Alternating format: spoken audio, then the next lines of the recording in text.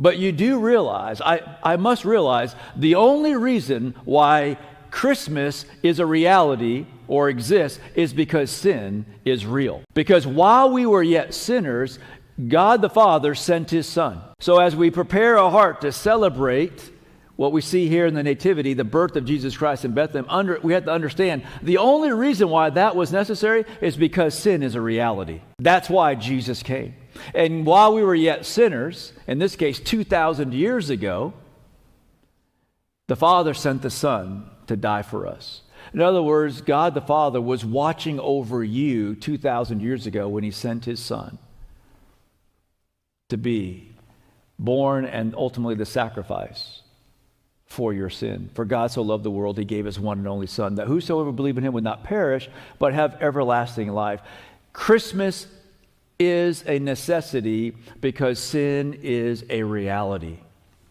And sometimes we forget about the sin part of the backstory to Christmas. That's why Christmas exists. And just as the shepherds were watching over their flock, God was watching over His flock.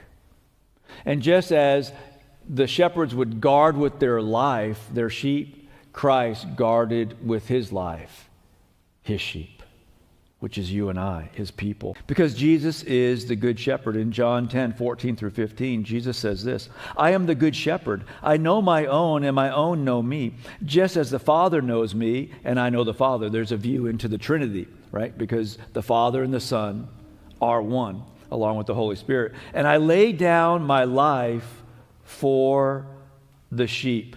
You see, when we guard what matters most, we are focusing on the most important things.